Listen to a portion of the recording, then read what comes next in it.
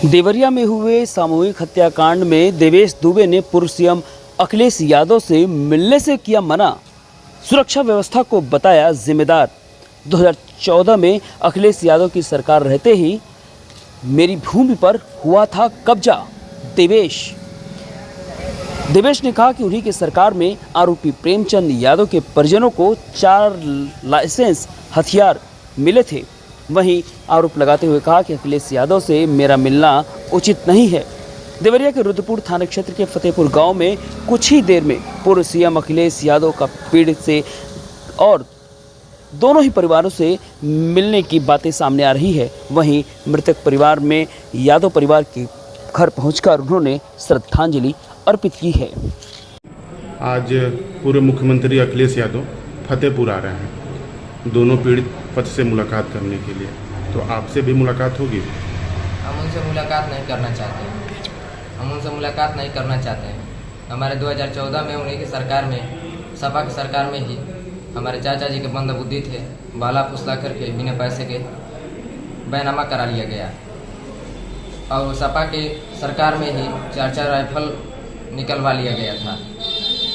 और सपा की सरकार में बंदूक के नोक पर ही उन्होंने हमारा घर बनवाने जा रहे थे, हमारे घर को भी रोक दिया, क्योंकि जब तक बंटवारा नहीं हो जाएगा तब तक हम घर बनवाने नहीं देंगे।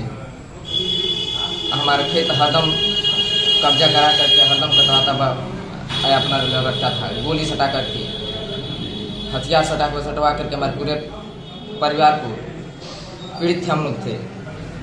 और इन स्कूल के ज़मीन में, वन विभाग के ज़मीन में अपना महल खड़ा कर दिया था। अच्छा, तो आप उनसे मिलना नहीं चाहते? नहीं, हम मिलना नहीं चाहते हैं, क्योंकि देखिए उनसे मिलना भी हमारा उचित नहीं है। हम उनसे मिलना ही नहीं चाहते क्योंकि हमारा जान माल का भी हम खतरा है। देखिए, मैं डीएम के स्टेटमेंट को मैं मानता हूं। डीएम ने जो बात कही कि रिटेलिएशन में वो घटना हुई और उस समय किसके मन में, किसके दिमाग में क्या था, किस वजह से अंधकार छा गया और फिर उस घटना की वजह से घटना हुई है। और घटना वो भी गलत है, घटना ये भी गलत है। अगर ये सवाल आप पूछते हैं मासूमों के लिए, मासूमों की कभी जान नहीं जाती। अगर प्रेम यादव की जान न गई होती तो प्रेम यादव की जान नहीं जाती तो किसी मासूम किसी की जान नहीं जाती। आखिरकार सरकार क्यों इस बात को छिपाना चाहती है कि प्रेम यादव को भुला करके मारा, और किसने मारा, धारदार से कैसे मारा? और यही नहीं, आप बताइए सुल्तानपुर में क्या एक ब्राह्मण डॉक्टर को ड्रिल से नहीं मार दिया? ड्रिल से नहीं मारा?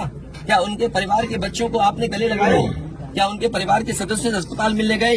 क्या आपने सोशल मीडिया के लिए वो तस्वीरें खिंचवाई कि उनसे गले मिलते हुए तस्वीर खिंचा लें? मैं जानता हूँ दुख किसी के जाने का, किसी के खोने का। आज हम जरूर इस परिवार के साथ हैं या और लोग हैं, लेकिन जब वो अकेले बैठेंगे कभी याद आएगी उनके परिवार के सदस्य की, तो उन पर क्या गुजरेगी सोचिए आप। क्या बेटियां उसकी छोटी, क्या बुलडोजर चलेगा? ये जनता रोक देगी बुलडोजर को। और सवाल ये नहीं है, एक मिनट रुक जाइए ना,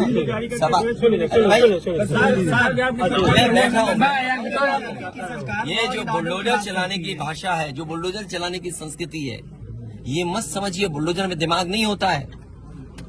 अगर बुलडोजर न्याय देने लगा तो अगली सरकार भी यही करेगी। इसलिए मैं सोचता हूं कि अगर आप योगी हैं, योगी की परिभाषा यही है, दूसरे का दुख अपना दुख समझे। आप अपना गिराते हैं तो मुआवजा लेते हैं।